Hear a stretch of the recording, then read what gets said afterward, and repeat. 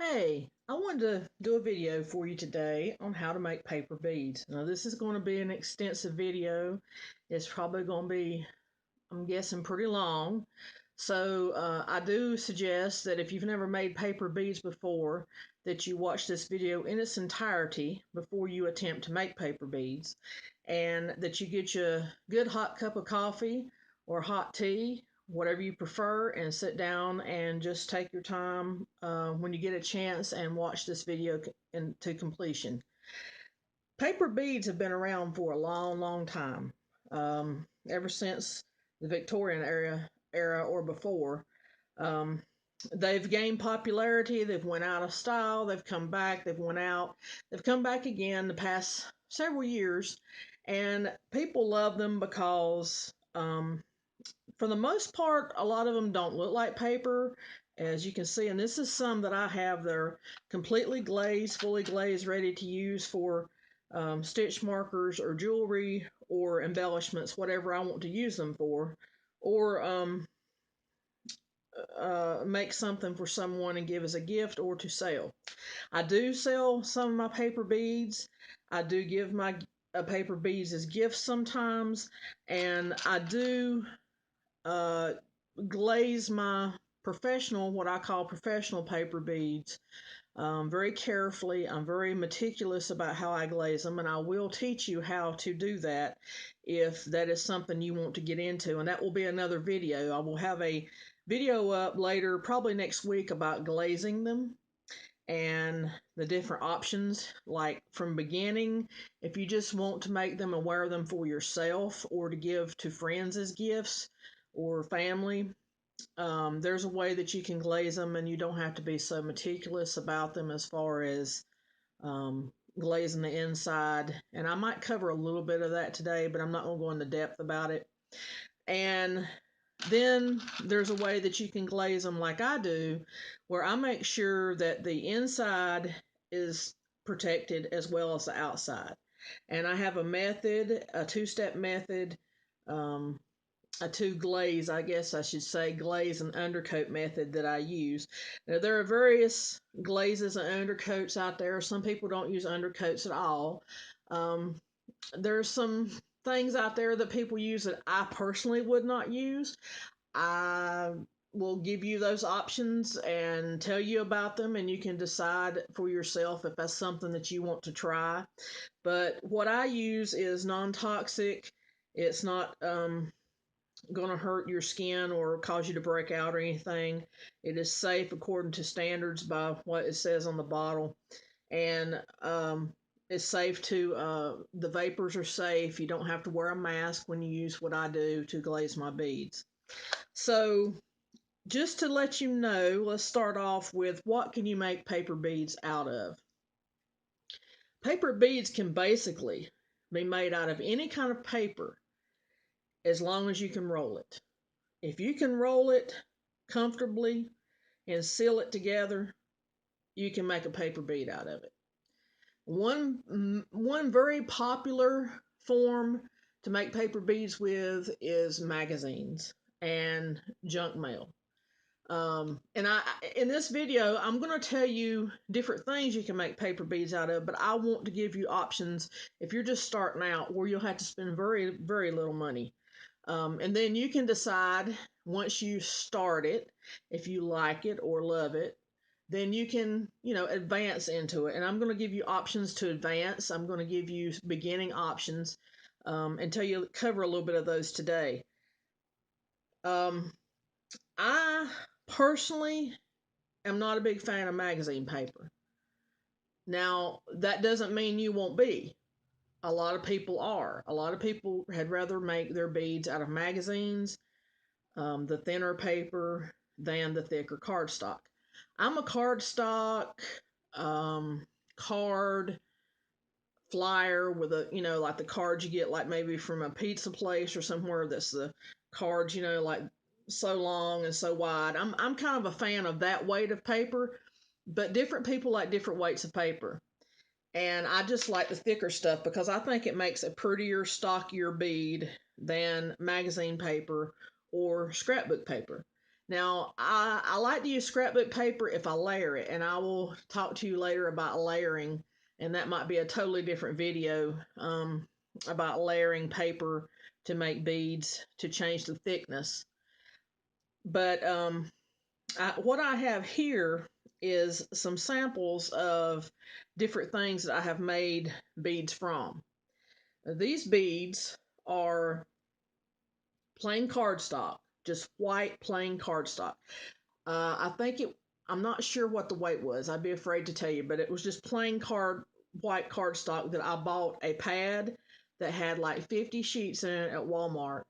And I'm gonna break down one day how many strips you can get out of a sheet of like 8 by 11 and a half, or 8.5 by 11, or whatever it is the sheet is that you buy in traditional cardstock. I'm gonna break it down one day, and I'm gonna measure some different size beads and show you how many beads you can get off of one sheet.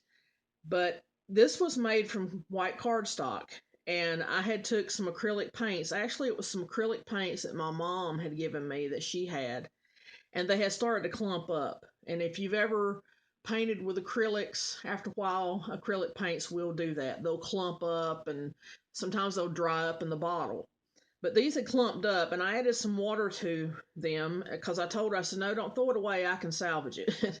So I added some water to them and mixed them up, and I took the acrylic paint and I just made some designs on the um, cardstock. And then I took some glaze and glazed them. And that's how I come up with these. So those are cardstock beads. And two, you can make, according to how wide your strip is at the base, it will depend on how wide your bead is. Now this is an average size um, bead, but then I've got some here that are smaller. Like here's some made from cardstock that are just a little bit smaller. Those are just a little bit smaller than those, see? And those are done the same way. These are acrylic painted, hand painted, and then I use an iridescent glaze on them to give them a little bit of a pearlish or pearly looking look, to give them a little, little bling. And then I really like these beads. I received I don't even remember what it was. It was some kind of newsletter in the mail. And I looked at it and I was like, what can I do with this newsletter? A lot of people make beads out of newspaper. You can make beads out of newspaper too. And I took the um, newsletter and I took some watercolor paint I had here, and I did like a real light wash. And I don't know if you can see, that's got a little bit of a pink tint there and a little light greenish. It may be hard to see on this camera, but I took that and made a little bit of a wash to kind of stain it. And then I took some coffee grounds and took the water off the coffee grounds and stained it with that too. And then I glazed them and put a shimmer iridescence on them. So I really like those. I thought those turned out really well, and they make really pretty jewelry. These are, this is a cardstock, a brown cardstock. And I covered it with what they call fancy napkins. And when I say fancy napkins, I mean napkins like these, paper napkins. And that'll be another video I'll do and show you how to make fancy napkin covered beads. I really love making these. They're a lot of fun. But I will show you how I do those one day. And I've made quite a few from this design, this fancy napkin. I bought this at the dollar store, so you don't have to pay a lot of money, to start out making these beads. These came from the dollar store. I made my mom a bracelet um, out of this, and those are some I bought last Valentine's Day. And then these are some that I'm going to make from my niece's Barbie birthday party. I wanted to make her some beads, and I'm going to make her a necklace and a bracelet. I've got 2 napkins from her that I'm going to make from her birthday party. But that'll be another video another time. But I just wanted to show you that you can use fancy napkin and make beads. So, and this one, I use tissue paper and fancy napkin. And I call these Moroccan. They were Moroccan inspired because of the colors. You can see maybe there a little bit better. There's the fancy napkin and there's the gold tissue paper. And I have made some stitch markers out of these, dangling stitch markers. So that's another thing. I don't have them on my table right now, but that's another thing that you can make from these beads as stitch markers too. So there's just a lot of things you can do with these beads to incorporate in with your knitting, and that's why I'm bringing this video to you. Here's some I made also with fancy napkin. I think that was the one, the Valentine's one, and I put iridescent glaze on them. And I'm getting ready to show you here in a minute two bracelets, stretch bracelets, and a necklace I made from these type beads. And this is a cardstock, white cardstock, plain cardstock. I had adhered a paper towel to it with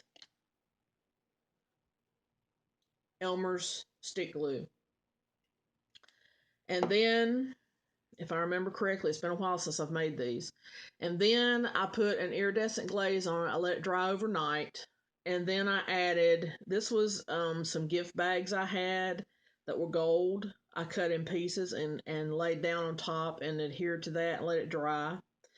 And the pink part, I stained the paper towel before I put the gold bag down. The pink part is a blusher that I bought at the dollar store. That is blush like you put on your face. That's how I stained that and got that color.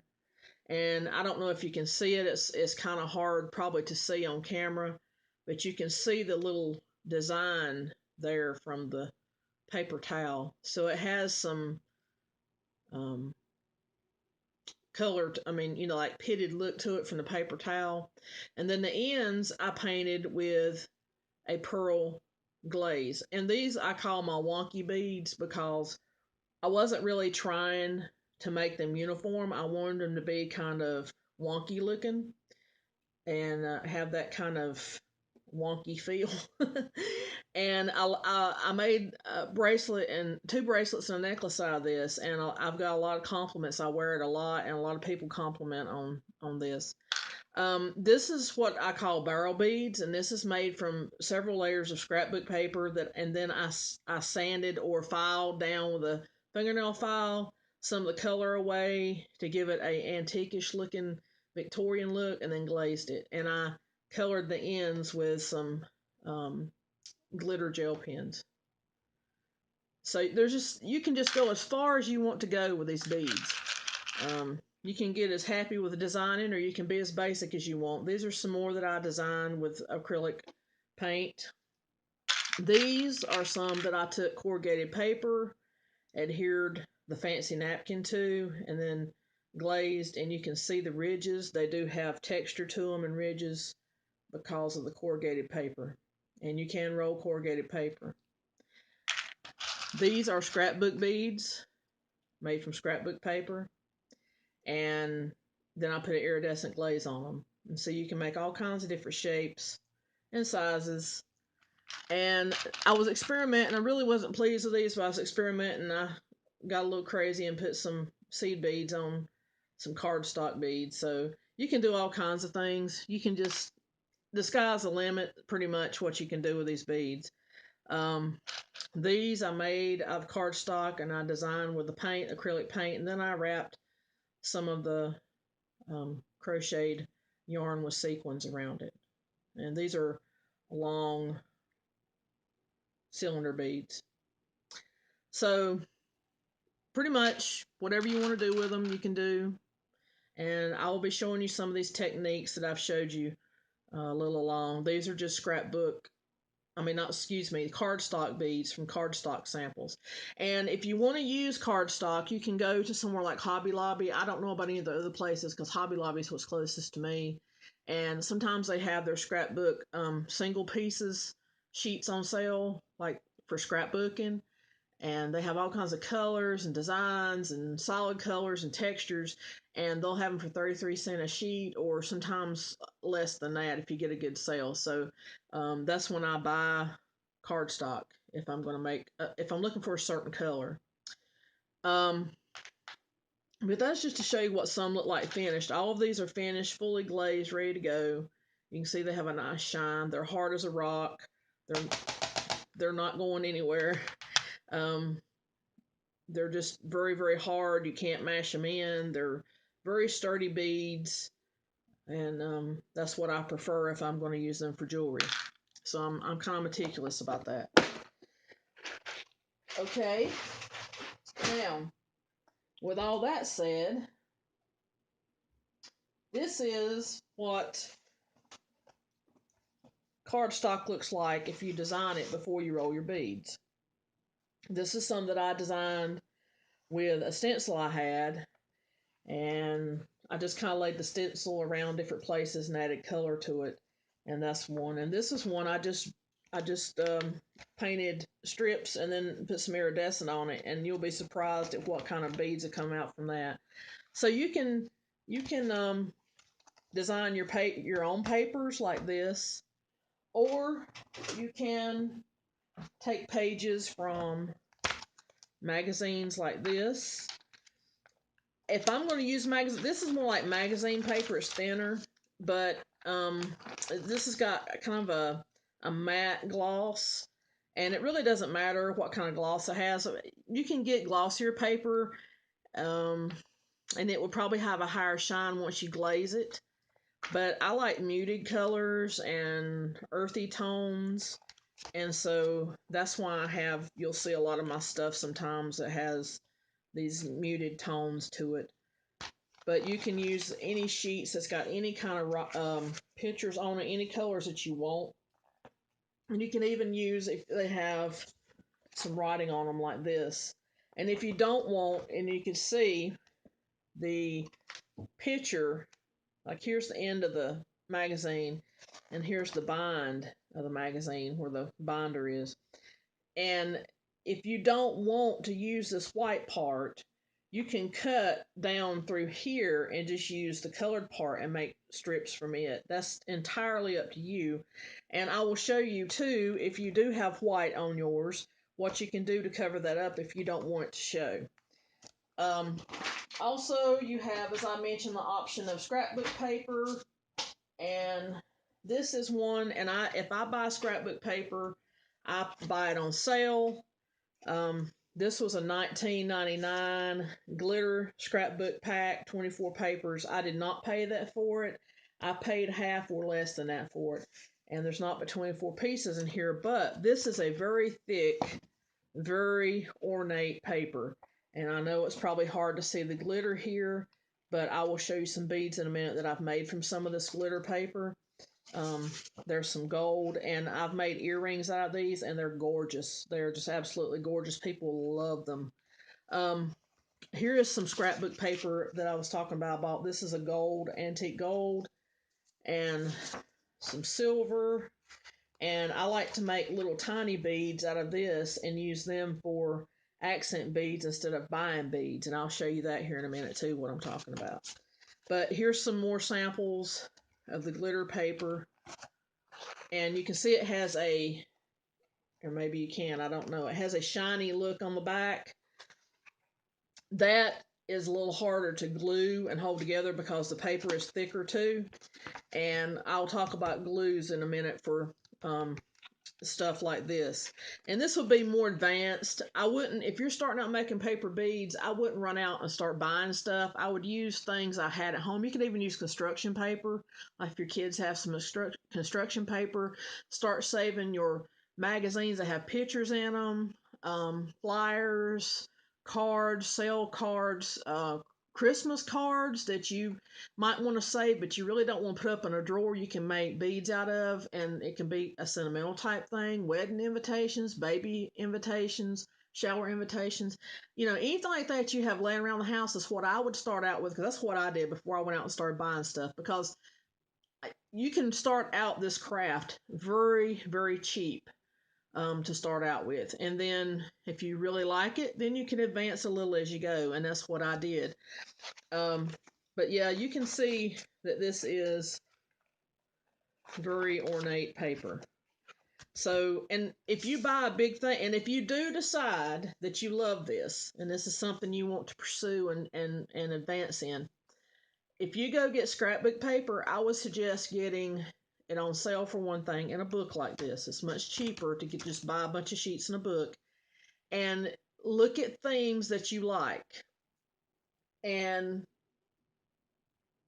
I'm telling you, if one book will last you a lifetime. It will last you a lifetime because I've used several sheets out of this and I've still got that much left, as you see. And here's some that I had cut on and made beads, and some I had left. So yeah, it'll last you a long, long time. And here's one that I have. This was the last one that I bought, and I won't be buying any more scrap paper anytime soon because I like antique, um, Victorian kind of looking stuff, old looking stuff. It's just kind of my thing. This one also was $19.99. I did not pay that for it. I think I got it half price or thereabouts. It has 180 paper pack, and there's 60 designs, 3 of each in here, 12 by 12. You can make a ton of beads. You would have beads to last you the rest of your life with this. And around the edges are, it tells you an example, a little sample of everything, different sheets, designs that's in this book. Um, So I would suggest if you decide to advance in this to get something like this, if you like the thinner paper, or you want to learn how to layer it, and I'll show you some beads I used and I made in layered paper because I don't like to use just one page because I like my beads thicker, and that's personal preference. But just to show you real quick, this is some stuff that you would get in a book like this. There's 3 I think I've used. No, there's 3 in here. There's 3 of each design, and um, they make beautiful beads. Beautiful, beautiful beads. Now, the pages you see, you're not going to see the whole design on the bead. And I will show you what I mean by that again when we start making, when I show you how to make them. But yeah, these are really good to have if you want to start putting some designs together and colors together and making jewelry and that kind of thing if you want to start making them. So there are some examples of some papers that you can use, and there's one more thing I want to show you can use. You can, and I guarantee you, if you start making paper beads like I have, and I've been doing this for 4 years. This was I started out making paper beads before I ever started loom knitting, and I got really, really addicted to doing it. You will never look at a Kleenex box, a cereal box, or any kind of packaging the same again. You will be going down through the grocery store and you're like, I don't really need those Fruit Loops, but I really want to make some beads out of that box. So that's something too that you can use. And here's an example. Here is a stash tea box, and you see you have this pretty black and these shades here, and on the front and the back. And you can take this box apart, and I've already took one apart to show you. And take your flat pieces like this, and this one you can leave it seamed and make beads across, or you can cut it and just make beads out of one piece. Let me zoom back out a little bit. And these make beautiful beads, and this is a good weight of paper. Now, some people don't like to use this because they think it's too thick, but I love this weight of paper. And some people have trouble getting started rolling their beads with this, and I will one day make a video specifically on making beads with this type of cardboard, printed cardboard paper from packaging. Just probably make a video on paper beads made from packaging.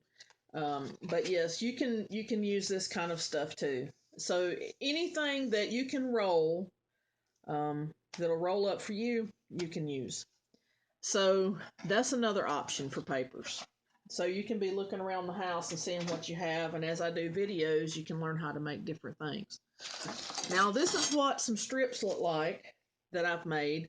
This is my blank white cardstock strips that I make tube beads out of. And these are the ones that I use to make blanks and put the fancy napkin on, which I'll do a video for that one day. And I'll just cut them while I'm watching TV or something and put a clip on them, and then I have them ready to go. But that's another thing that I'll do later. And here is some examples of, never mind this, this is from my drawing, my abstract drawing reference that I do sometimes. These are cards that I got, some samples of wedding cards, and I used to make my beads with. And they're different weights of paper, and I really got it because I really wanted to know what different weights of paper I could be using for my beads. This is a very thick type card, and it will make a nice sturdy bead. Pamphlets like this, I would use this side. Pamphlets like this work good. Maps, a lot of people make map beads. You can make your own stencils like I've done here, which I'll probably do a video on making your own stencils at some point. There's M&M boxes I've cut up and make beads out of.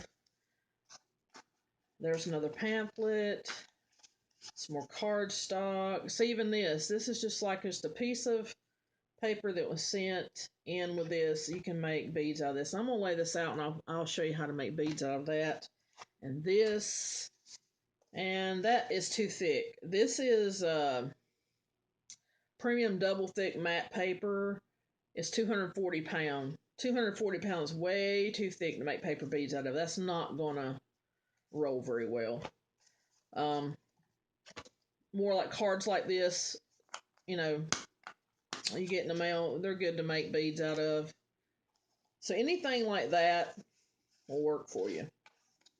There's a piece that's 111 pound. It's ecru textured paper. That would be nice to make beads. And some of those colors might show up. It depends. I'll show you about the colors showing up here in just a minute. Okay, so you might be asking yourself, all right, I know I need paper. What else do I need to make my paper beads? Well, you're going to have glue. And with glue, you can start out with Elmer's. Just Elmer's white glue like your kids have if you have children and do their crafts with. It's perfectly fine. If you're going to start doing just like magazine papers and stuff like that, Elmer's glue is fine. If you want to start working with some thicker papers and even some of the stuff like I showed you like this, Elmer's glue should work fine with it. Pamphlets, maps, stuff like that, that should be fine with Elmer's glue. But if you start using thicker cardboard type stuff, you might want to get something like Aleene's tacky glue. And you can get, if you just want to get a sample pack, you can, and not pay a whole lot, or you can get a big one. I have a big one and I have these little ones because I find the little ones easier to control when I'm rolling than like a big bottle of Elmer's. So I went to Hobby Lobby and I happened to see this smaller bottle of Elmer's, and I really like it. And what I do is I buy the big ones or I buy a bigger container and I just keep refilling this one because it's just much easier to control. And if you're doing, if you don't have bottle glue and you're just doing like magazine paper or thinner paper, you can also use one of these and it's not as messy. And this is a messy craft, so if you don't like stickiness on your hands, this might not be the craft for you. But it does get messy. And because it gets messy, you need something to clean your hands with. This is what I suggest. I used to keep a damp rag and it just didn't do the trick. So I suggest getting you some kind of old bowl or container. It could be something, an old container you've lost, like a Tupperware or something that you've lost the lid to, and you don't know what to do with it. And these are antibacterial sponges that I buy at the dollar store. There's like 3 or 4 in a pack, and sometimes I cut them in half. I don't even use the whole sponge, and that can save you money too. And I wet it and squeeze it out, and then wet it again, and it's got quite a bit of water in it, but it's not dripping. And I just rub my hands when I get too much glue or something, or they get too much on them, or it's interfering with me rolling my beads. And then I have a dry cloth that I dry my fingers off with. And sometimes when you're rolling beads, you need your fingers to be a little bit wet. You'll find that out too, especially when you're doing um, the cardstock beads with the adhering the fancy napkin, which we'll go over later. And you will also need a good pair of scissors. You will need a straight ruler that lays flat. You will need something to roll your beads on. Now, when it comes to rolling beads, when you're first starting out, you don't have to have anything fancy. Nothing fancy is required. I started out on plain old toothpicks. And you need to make sure they're round toothpicks, not the squared toothpicks, but round toothpicks like these. And you'll need something that when you roll your bead, that you can stick it in to stand up and dry overnight, because that glue needs to dry thoroughly before you start to glaze your beads. Usually, if I do mine hand glazed, or after I make my beads initially, I let them dry for a night or two just to be on the safe side. Because if you live in a humid area, especially if it's in the summertime, sometimes you need a night or two for them to dry completely. Now, what you need to stick your beads in once you glaze them. Some people use floral foam, which is fine. I start out using floral foam, but after a while, when you stick a toothpick in floral foam too much, it starts to crumble. And to me, it's not worth spending the money, even though you can get floral foam at the dollar store. And it crumbles and it makes a mess, and it's just very aggravating. So I did a little more experimenting. And some people that make clay beads, they take clay and they'll spread it out, and they'll take a toothpick and they'll poke holes in it, as many holes as they want, however big it is. You just don't want your beads to be touching when you stick them in your clay. And they bake it, and then they use that as a holder. But I found something that has held up very well, and in the summertime, and you may even have one laying around the house somewhere that your kids have, uh, as a pool noodle, a foam pool noodle. And I took the pool noodle and I cut it in half, and then you get this. It's kind of concave like that. And I have found out that after I make my beads, I cut my strips and make my beads, stick it in there like that, and let it dry overnight. And you can put several, and you can cut it the length you want. And this poo noodle foam is kind of self-healing to some degree. You can see where I've had a lot of holes in here and used it a lot. And you can stick them on the side like that and go across, just as long as your beads aren't touching. You don't want your beads touching each other, because then you're going to mess up, especially when you start glazing. When you just put them on there after you making them, I still wouldn't want them to touch, but if they did, it wouldn't be that big of a deal. But you'll need toothpicks. You'll need something to stick them in like this, where they'll stand up. If all you have is floral foam, that's wonderful. By all means, use your floral foam. Don't go out and buy pool noodles unless you have one at home that you can use. But I have found out that long term, if you really start getting into this, that's the best thing, because it just kind of self heals. You can still see the hole there, but it doesn't fall apart. And one pool noodle will last you a long time, because just think about the length of a pool noodle and cutting it in half and then cutting it in small pieces like this. And I have several that I have around here that I use um, for my beads. Most of my beads I dip. I don't um, hand glaze. There are a few I hand glaze, and I'll go over why I hand glaze some of them and some of them I don't.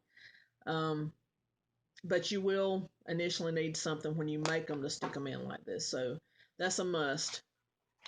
Another thing, you can roll your beads on something other than a toothpick. Anything that is round, um, that has a circumference, and depending on how wide a circumference that piece has will depend on the hole size of your bead. Okay, so some people, I'm going to briefly mention this, I'll go over this in another video later. Some people, instead of worrying about dipping their beads and protecting the inside, they roll their beads on a straw. Okay, they roll their beads on a straw, and then when they get done rolling, and they'll roll several beads down the straw, but they leave enough room in between where they can cut. And they'll cut at the end, and this will be the inside of your bead and protect the inside. Or as in medical terms, it's the lumen, the hole there. So that's an option, and it would save, if you were starting out, it would save on glazing. Um, some people, when they make the smaller hold beads, they use coffee stirs because you still have the hole. You can still run a string through it. It would protect it. It's hard. Um, and when you glaze it, it'll kind of seal it in there on the ends. I don't know if this one, no, that hole's not big enough in that one. Um, I don't know if I have one that has a hole that's big enough that that will fit in, so I can kind of show you. I might can roll one on it and show you what it looks like. But that's another option, that you can use straws and leave them as the middle part, and I'll show you in a minute how you do that. And then you can use something like skewers, and you could roll several down your skewer and then pull them off and put them in your whatever you have to stand them up to dry after you make them. Some people use knitting needles if they want a bigger hold bead, or a crochet needle will work too. You wouldn't want to wrap around the flat part here, but as long as it's round, completely round, you could. So there, anything you have around the house that's round, and according to what size hole you want your bead to have, you can wrap your bead on it. Now, I will say this, if you start out with toothpicks and they're very small, it's going to make a very small hole bead. And I think I have some here excuse me, I dropped my camera. I think I have some here that I made from toothpicks, and you can see how small the hole is. And these were rolled on toothpicks. And it gets kind of cumbersome with your hands. It's kind of rough on your hands after a while rolling them on toothpicks because the toothpick is so small.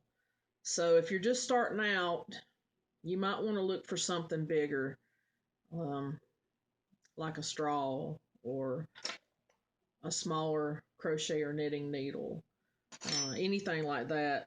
But toothpicks are fine to start out with if that's all you got.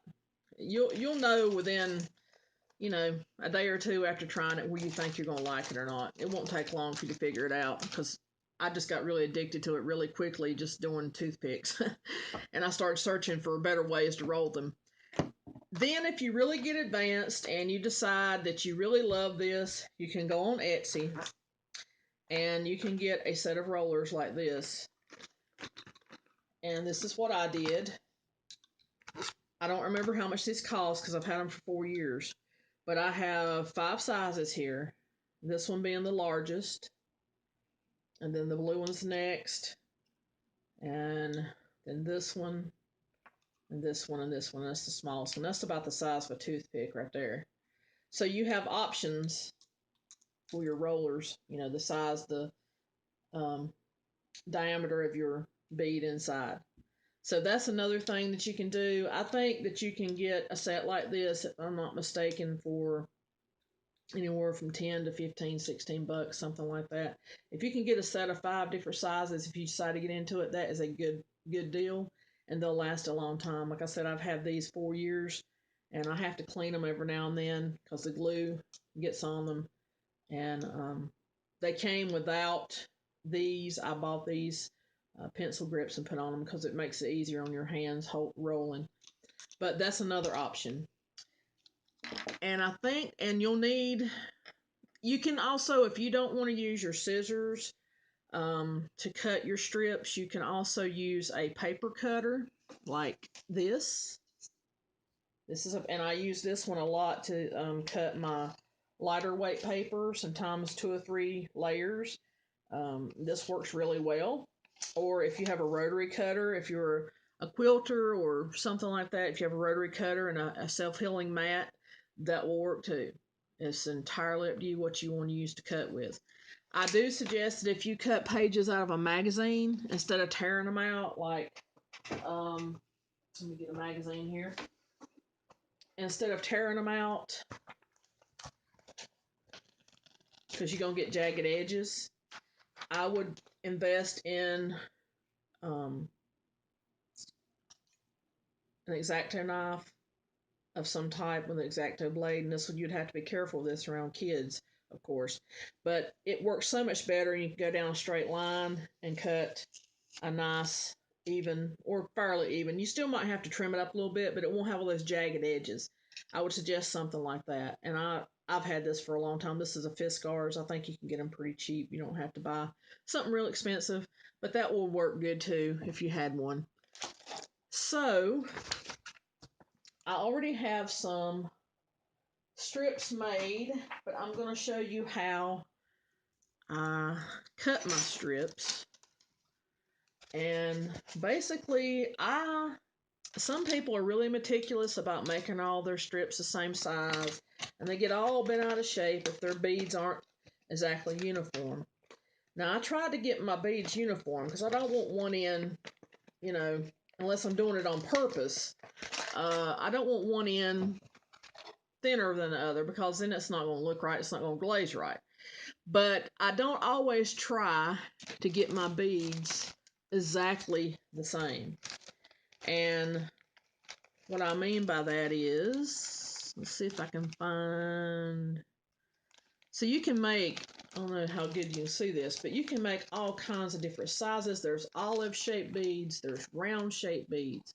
Bicones, cylinders, saucers. This is a semi-saucer. It's not a flat saucer, but it's a semi-saucer, and I can teach you how to make these. These take several layers. You can make beads like this, the chunky beads, which I have several of. You can make barrel beads. I like barrel beads. They're a lot of fun to make. Here's some more cylinders. That's with the fancy napkin adhered to it. That's a raw bead, and that's another thing. A raw bead is a bead that hasn't been glazed. It's just been made, set up on your piece of whatever you have to let it dry. If you or glue it in the initial process, and that's what a raw bead is. A finished bead is completely glazed. There's one that I made with the glitter in it, and here's another one that's raw. Here's one that's been glazed. It's a big barrel bead. So yeah, you can make your beads all kinds of shapes and sizes, and here's one that was made from a teeny tiny one. See how small you can make your beads too? This was made from a dollar store, Dollar Tree gift bag that I cut up and made beads out of it. It's got some glitter and shine in it.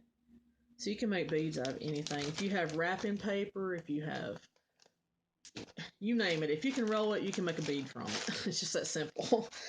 So let me move this towel out of the way for the moment. I always set a towel down if I'm going to be laying beads down, because they roll off of a flat surface like this, and it always pays to kind of lay something like this down to lay your beads on. And that way you're not chasing them and vacuuming them up in the vacuum cleaner. So let's start out with this pamphlet. Now, some people make their beads, and I'm going to show you this. This is, I've got my strips in here that I've cut. I cut some strips the other night, and I've got over 300 here that I can make beads from. Let's see, let's get some magazine paper out and some thicker paper, and get a page from one of those pages. There we go. Let's set this down out of the way. Okay, let's start with this first. You also need either a thick, sharp magic marker, Sharpie, or a thin one. It doesn't matter. I kind of like to use the thin one because I don't want the thicker line bleeding out into my bead when I make it. And I will show you too, if you go purchase, or if you already have a set of Sharpies, you can just get one or two, or just to play with, two colors you like if you can get them loose, or a pack of primary colors, or like these are pastel colors. I will show you how to cover up some white if you don't like the white on your beads, if you leave white on there. But these are some strips that I have cut. This is magazine paper from a Hirschner's magazine. Yep, you get those yarn magazines, guess what? You got free paper beads right there you make. Free paper. And this was cut from a magazine I had, a furniture magazine I had here that had some muted colors in it, like I think I showed you at the top of the video. So we're going to start out, I'm going to show you, I'm going to measure one of these and see how wide this is. Now the width of your strip, you need to cut your strips if you're going to make regular size beads. I'm not going to make tube beads today. I'm not going to show you how to make tube beads because they require a straight piece all the way down. This is a tapered piece, and depending on how wide your widest end is will depend on how wide your bead is. For instance, let me get a bead here so I can show you. And this bead actually is made from wallpaper samples. Yep, you can make them from wallpaper too. You see the width of this bead from end to end across here. That was determined by the width from the base of your paper, the widest base of your paper here, before you cut down to the tip. Okay, so however wide this is will determine the width of your bead.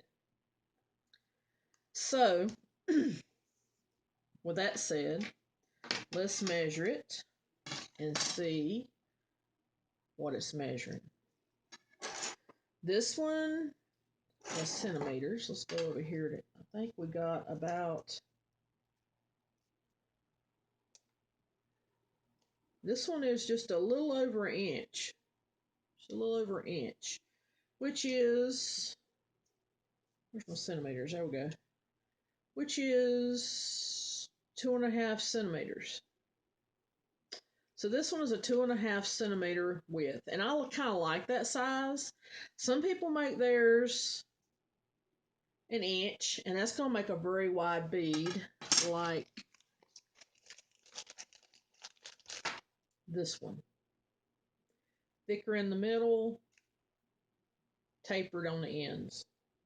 That's going to make a very wide bead. I don't really like my beads that big.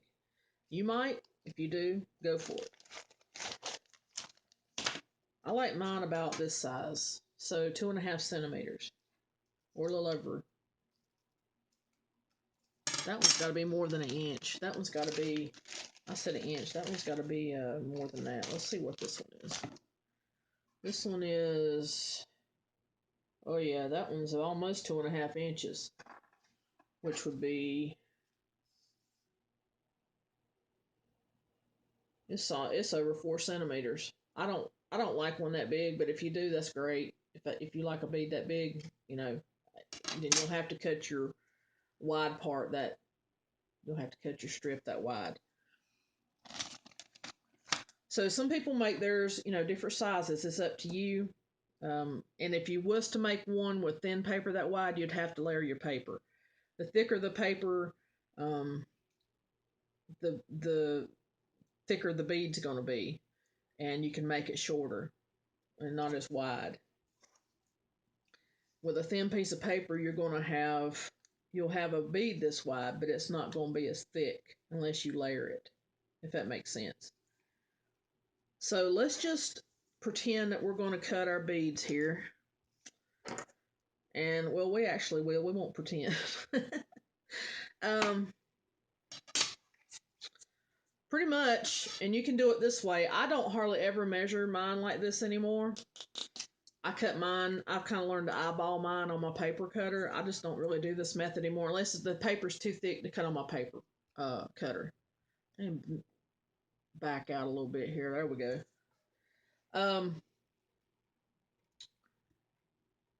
Let's measure. Let's say that I want my base,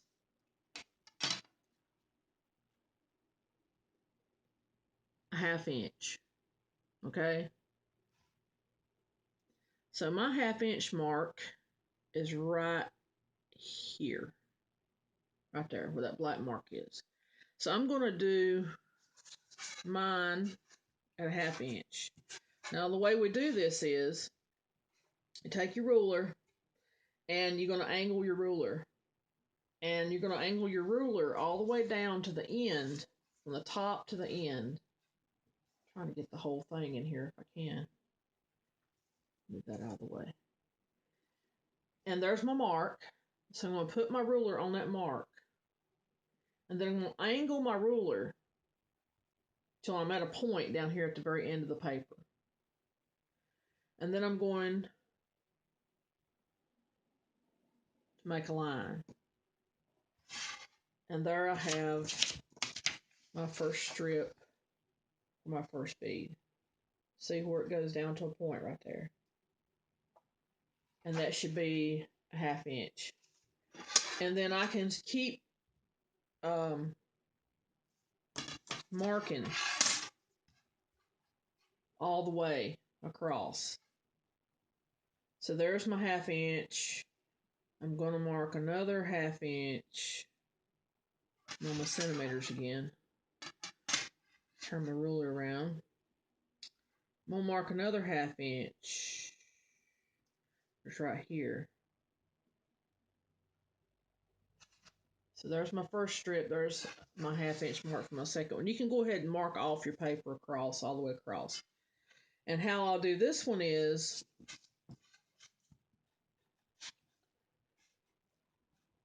you'll go from your point on this end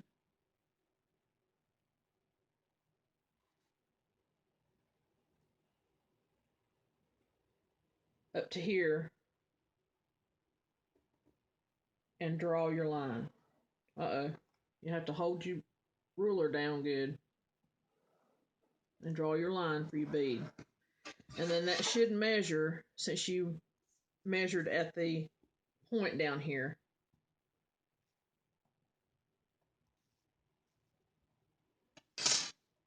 Let's see what this is. Yep, 1/2 inch. About a 1/2 inch. And then where you made your mark up here, you'll go back down and you'll angle it again. Because you always want that point at the end, unless you decide you want a square end. I always like a point. And then you'll go back up here and you'll draw down, and then you'll have another one. So there's 3 paper beads right there, 3 strips to make paper beads. Now, when you draw out your, and I shouldn't have done this. Well, it doesn't really matter because there's design on both sides.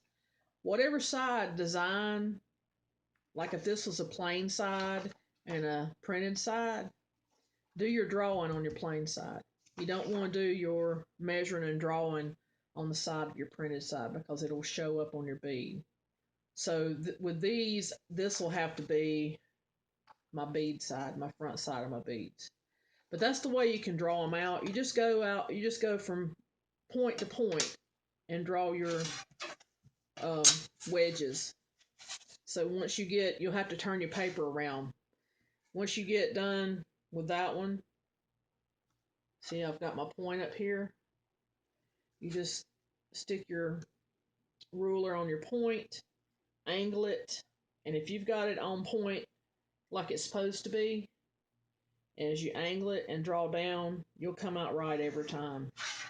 And there's your 1/2 inch again. So I've made four bead strips there. And you see, this is not a big piece of paper, but I've already got 4 strips right there. So I'm guessing you could get 1, 2, 3, 4, 5, 6, 7, 8, 9, 10. You might could get 18 out of this one page right here. 15 to 18 maybe. So you can get a lot of strips. And then to cut it, you just go along your line. Here's the tip. And it's going to be very slender down there, very tapered. And cut your strip.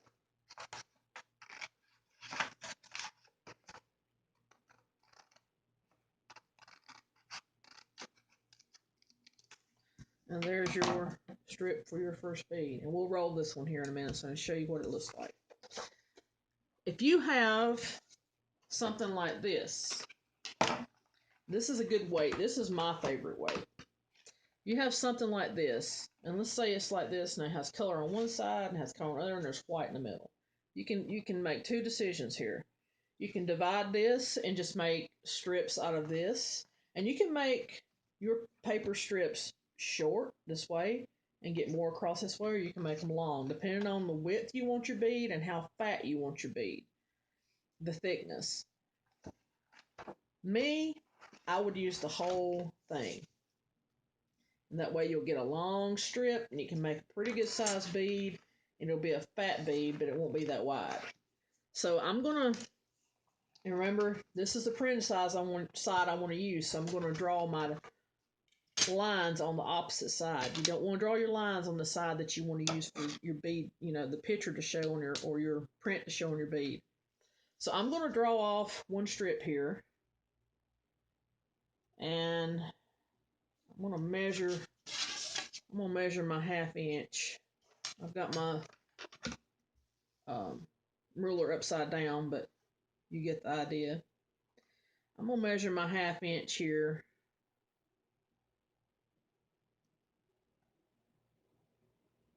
And then I'm going to measure my bead, my bead strip here. And I go right at the edge. See how tapered that is? See where I have my mark right there? Make it a little darker. There's my mark and my 1/2 inch. And I put my ruler on that. And then I go down and angle it till I get to a tip. And then I'm going to hold my ruler down and I'm going to draw off what I want here. And I come just a little short of my line, but that's okay. And so I've got my first strip. Okay. So I'm going to cut that. And my line, and just cut my strip. And you will just keep making strips down this page till you get to the end. Now, if you get down to the end and you don't have enough at the end left to make another bead, just cut a straight piece and make sure it's even on both sides and you can make a cylinder bead. Okay, so here's this one. You see I've got blue on one end and design on this end. Okay, now I'm going to show you how I do it on, I don't know what that was. Oh, It's my X-Acto knife. I'm going to show you how I do this on my uh, paper cutter. This is the same piece of paper, the pamphlet. I'm going to use the other side. It don't really matter which side you cut it on. The only thing you need to do, make sure though, if you're cutting with a paper cutter, or even if you're cutting otherwise, you won't, if you have a piece of paper and it's all white on one end, but the color's on the other end, you want to try to cut it where your design is on the tip, and I'll explain that in a minute. But I just stick mine in here, and I've kind of know how to eyeball it. I just put my tip right here because this is the size I like, right at the edge of my paper cutter, and I put my other end right here where the blade's going to go through, where that little line is right there. Where my line is, that's where my paper cutter is going to cut my paper. So I line up this with that at an angle. So I'm going to line it up. And you can measure, I mean, that's up to you if you want yours a different size, but I just like to do mine this size. And then I'm going to go up with my cutter. And there you go. A lot easier than having to draw them out and cut them out with scissors. And they come out perfectly well. So that's two, and you could also do the same thing with a rotary cutter if you had one. Or a guillotine cutter. It doesn't matter, whatever kind of cutter you got. But I just really like this. It's just faster. It's just so much better than having to cut them with a ruler. But if that's all you have, then by all means, if you want to get started with this, please just use what you have. Don't go out and buy a bunch of stuff because you might spend money on stuff that you don't enjoy. So now, let me get a piece of paper so I don't mark up my table. Here we have my strip. Let's see, we notice the tip here is blue. The wide end is white, but we have color on both ends here. We don't have any color in the middle. Now you could roll this without color in the middle, and it would have some white. But if you don't like that, then you can color that so it'll have some color. And what I mean by that is, when you roll a paper bead, a strip like this, a tapered strip, the only thing that you're going to see on that paper bead is the outside edges. You're not going to see down the middle of the paper because as you roll, that middle is going to be covered up. So whatever you see on the outside edges so far in is what you're going to see on both sides when you roll that bead. And then the tip, about maybe not even that far up, is the color that you're going to see. So if you have a strip like this, it's got white in the middle, and you don't really want the bead to have white on it, you can take a marker like this and a color that matches or something similar to it. And it needs to be a permanent marker, like a Sharpie. And you can go up the side and make sure you do have something underneath. And I do suggest that you protect your work surface.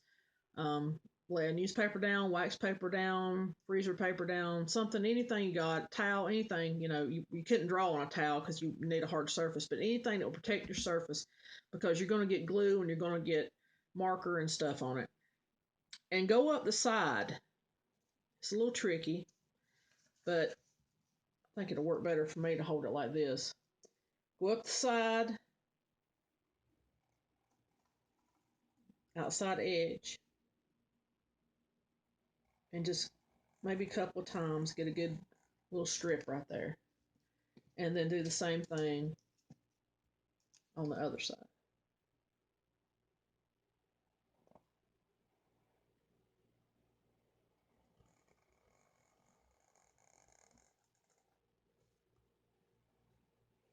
You don't have to be perfect. You don't have to have it perfectly aligned. You just want that to have some color when you roll your bead.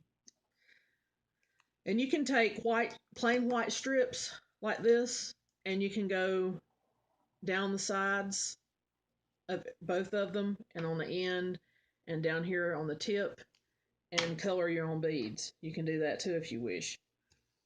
So we're going to start out, we'll roll these in a little bit. We're going to start out rolling the first one we cut with scissors and lined up. I'm going to use a toothpick.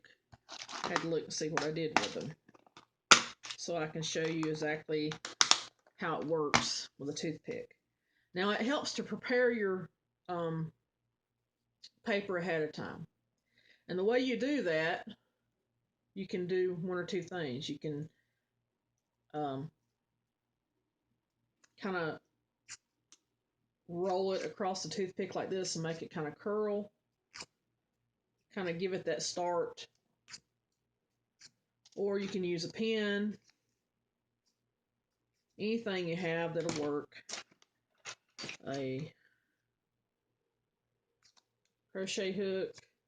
You might want to go down a little, maybe halfway, and kind of get it started. It just helps when you do this with a roller. You don't have professional rollers. You don't have to do this, but this will be easier on your hands, believe me. Okay.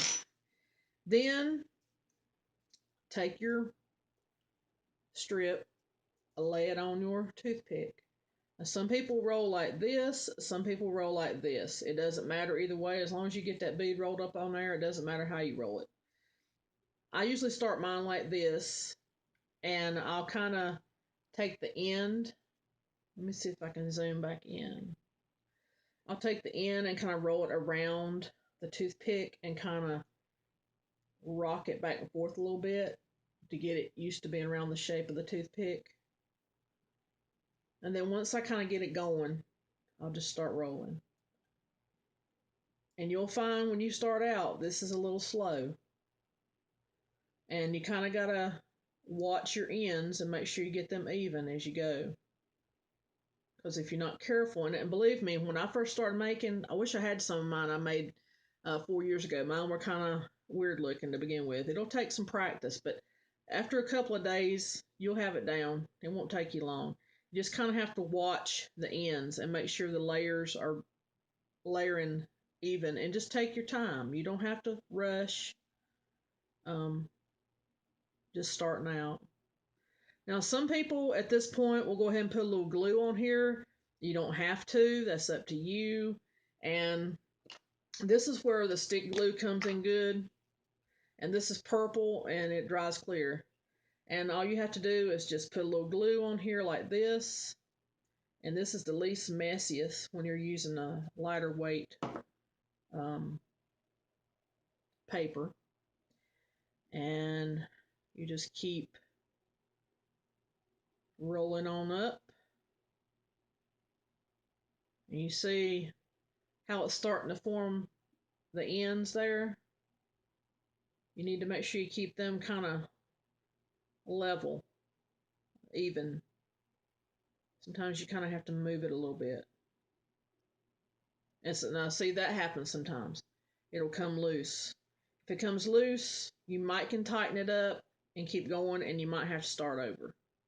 And that happens when you first start out. And I haven't rolled any on toothpicks in a very, very long time, so this is almost like it's new to me again, so bear with me. I'm getting too far down my toothpick. And you could turn it over like this if you don't want to do it like that. See, some people do it like this, but I like to turn it the other way because that way I can see better how it's forming, and that make sure my ends are even. And just keep, and some people will take it and do this too. They'll put it on the table and roll it up. So you can do that too, but it's kind of harder to control the ends that way. Whatever works best for you, you'll figure it out. I can already tell that this is my fingers and thumbs, because you're pinching, are not used to this. So if you have arthritis, or see it come loose for me again. If you have arthritis or issues with arthritis, I would suggest at least you can go online and buy just a basic roller, one You don't have to buy a set and you can get one roller for like, I don't know, probably $5 or $6 or maybe even less. I don't know. Etsy's a good place to look for paper rollers, handheld paper rollers, or use something larger like a um, knitting needle or a crochet needle or even a straw. I'm going to do one on a straw here in a minute. Now we're getting somewhere. And it's starting to take form now. And so you can kind of turn when you get it kind of shaped, you can turn your toothpick. At this point, when you got about that much left, I would go ahead and put some glue on here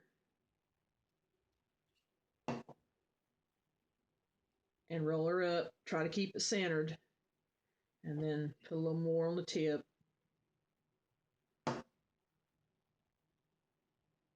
And there you go. There's your bead. There's your paper bead. And it'll come off.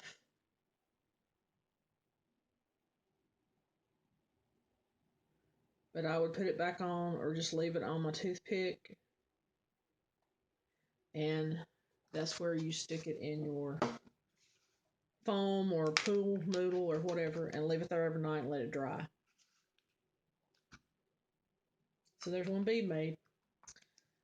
So that's how you use your glue stick. Now, we're going to do one with Elmer's glue. I like using Elmer's glue better than a glue stick myself. Let's roll a magazine bead on a straw. Here's some magazine paper I have cut. There's two that's sneaking out on me. Okay. So here we need to kind of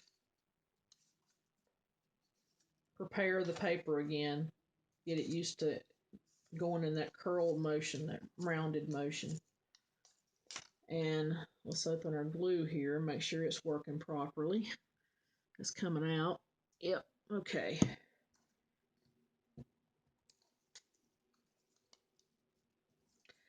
You can start anywhere on your straw. If you want to roll several on your straw, and see, this is already easier. You can see I'm already not having as much trouble wrapping it because it's a wider circumference. And line her up and just go. If like this one right here, you may not have cut your strip exactly square. It's okay, don't worry about it. As long as it's not hanging way out, don't worry about it. Just keep wrapping.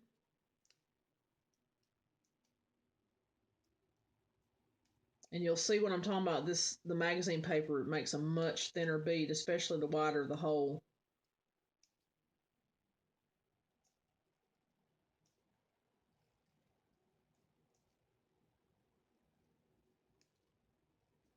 Okay.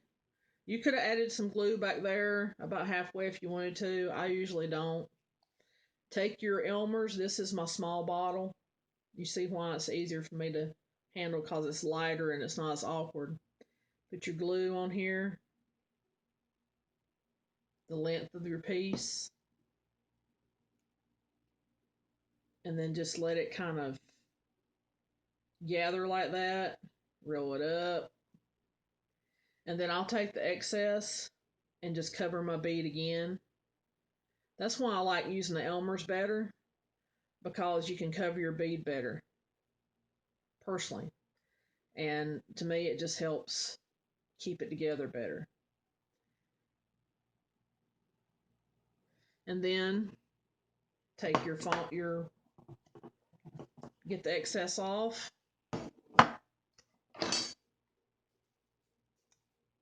Dry your finger. See, I've got a little bit on my finger there from the stick. And what most people do is they take their straw, they'll roll several on their straw, and they just cut the straw, and that way you don't even have to worry about taking it off the straw. They'll just cut the straw off, and I'm gonna have straw everywhere.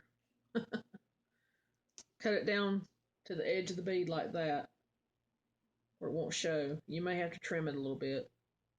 And then cut on this side.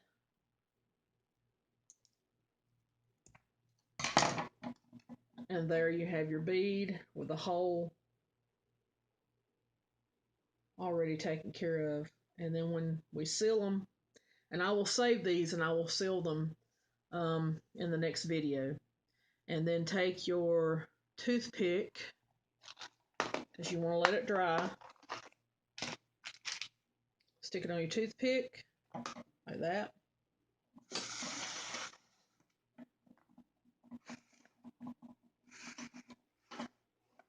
And just like that, let it dry. And you'll have your bead. That is a nice way to do them and not have to worry about dipping them, because that way you've already got the inside protected. Go back out here. And let's roll one on paper bead roller. Let's roll this one that we colored on the paper bead roller so you can see how much better they work. Let's see. I don't want my bead hole to be too big, so I think I'm going to use the pink one. Okay. Your paper bead roller, let me zoom back in a little bit,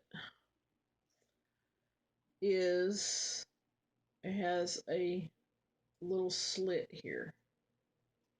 What you do is you slide the end of your paper, the wide end, into the slit. And sometimes it'll do that right there if it's a thick piece. Sometimes you have to kind of hold it, or you'll have to, I have had to do this, and I may have to do this on this one. Sometimes you have to fold it up and make it just a little bit thicker so it'll stay in that little slot.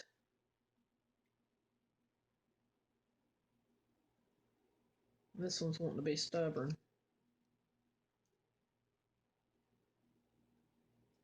There we go. See, it's staying in there better now. Sometimes you just have to give it a little help. And then just start rolling. And you see this is so much easier. You just twist it. And you still have to kind of watch your ends. Make sure you're getting your ends even. Like I said, you could roll it this way. Some people roll this way with the strip facing them. I tend to roll with mine facing downward. I seem to be able to control it better. You see where I colored that, it's showing up. You see the white in the middle is not showing as I roll. And now you don't see any white in the middle at all, but you see where I colored it on the ends. So that's how you can cover up the white on the sides if you don't want white on your bead showing through. And turn it around. Put your glue on here. Well, I think I closed it up, didn't I?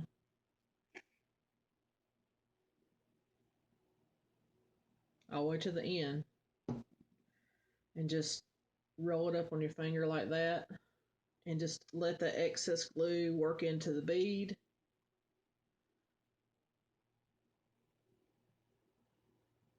Take your bead off.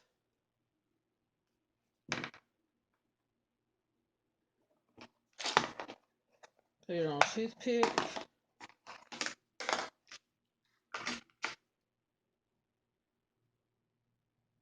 You don't have to push it all the way down the toothpick if the hole's not very big. I wouldn't push it, because if you push it too much, you're going to mess up the bead. It'll make those layers come apart. And stick it on your, where you're going to leave to let it dry, your holder. So that's how you use a roller.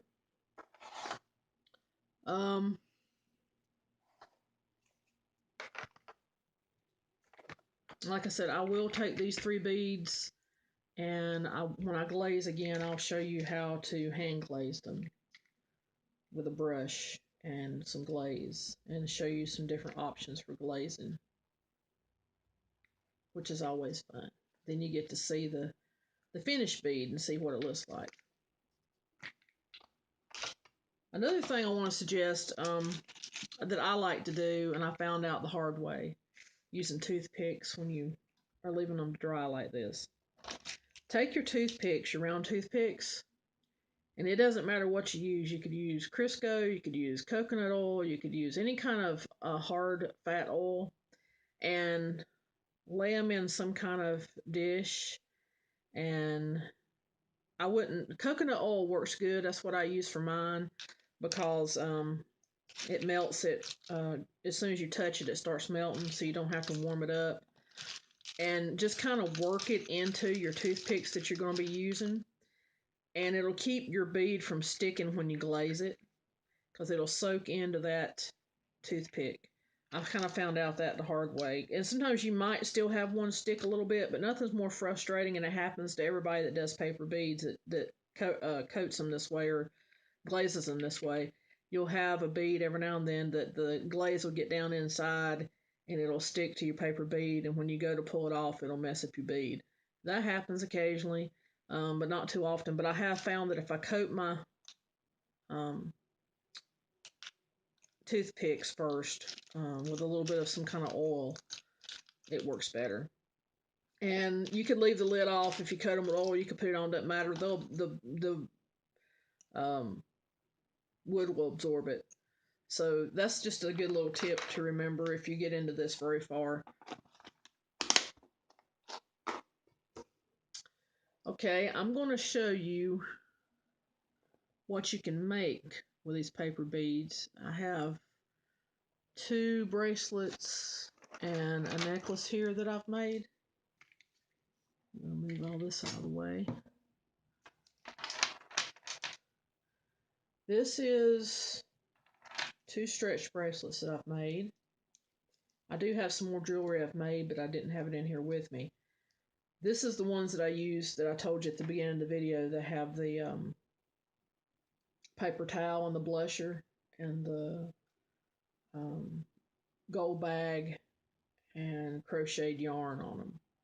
And even some of them I wrapped some jute cord around them. And these little beads right here, the little brown ones, they are also paper beads. They are beads from my great nephew's baby shower. And these beads are paper beads, and they're made out of plain cardstock, and I painted them with pearl acrylic paint and then iridescence and then glazed them so they'll look pearly looking. The gold beads are accent metal beads. So everything on this here is a paper bead except for the gold beads. And you can make smaller beads as gold beads and not have to buy these gold beads. And I have one here somewhere if I can find it real quickly. Here we go.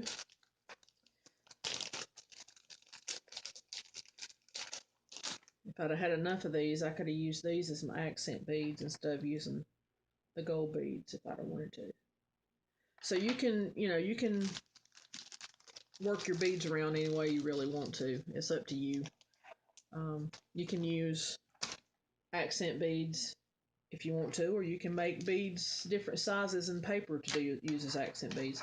Now this one also has some different accent beads. This is glass beads that are not paper, and then you see the gold accent metal beads. That's all that's on this one.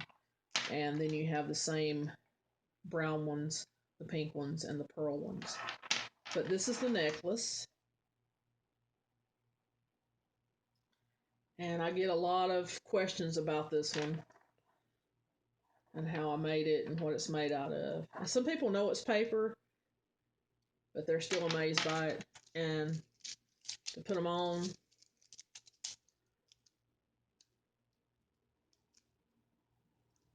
I love wearing them. They're so light. You can take like big beads, like this or these, and they're so light, and you can make earrings out of them if you like chunky, thick earrings, and they're not going to be heavy on your earlobes. So they're really good to make accent earrings with some chunkiness without being a lot of weight. But there's hardly no weight at all. It's just very, very light. But I love wearing these. If I can find my other ones, I'll show them the next video I have done. Right now, I think that's all I got for you. I hope this clarified how to make paper beads and how to get you started. And just remember, you don't have to start out with a lot of stuff. I know most of you who loom knit probably have crochet hooks laying around, and you can, roll your beads on those if you want the hole to be bigger, depending on how wide your crochet hook is. That's another option that you can do to wrap your bead. And remember to prepare your paper. If you have professional rollers like I do, you don't have to do that. And you can even roll it across like the edge of your table and kind of loosen those fibers up, or whatever you want to use. Kind of loosen those fibers up a little bit before you start rolling, when you're rolling with toothpicks or a coffee stir or anything. And you can use this coffee stir the way I did with the drinking straw, and you would have a smaller hole for your bead, and it would make a fat. If I had used that same strip that I used on the drinking straw, this one right here, it would have made a fatter bead because the hole is smaller. There would have been more layers. So there's not as many layers to this one. This is a pretty thin bead. So it depends on how big the hole is to how and what layer of, the weight of the paper as to how thick your bead is. So that's up to you too. But if you just want to get started, experiment a little bit. If you have some coffee stirs laying around, have some drinking straws, try wrapping on that. I would suggest this more than I would the toothpick, because it's easier on your hands and you can make more, and you won't have to worry about, just starting out, worry about glazing that inside to protect it. Skewers, dowels, even small dowels would work. Anything like that will work. But that's all I have today. I hope this clarified for you how to make paper beads and will help get you started. My next video will be on glazing and why I use certain types of glazes, why I glaze the way I do, and what I think is a better choice. I haven't tried every glaze out there. There's some that claim that their glaze is the best, and it might be. I haven't tried some of them. Like I said, I just found what works for me, what protects my beads the best, and what I feel comfortable with giving to somebody with my beads. So we will get back with you later on next week, and we'll do some glazing. Have fun and experiment with your paper, and let me know how it goes. Leave me some comments if you have any questions or suggestions, and give me some likes, and please subscribe to my channel. Thank you very much.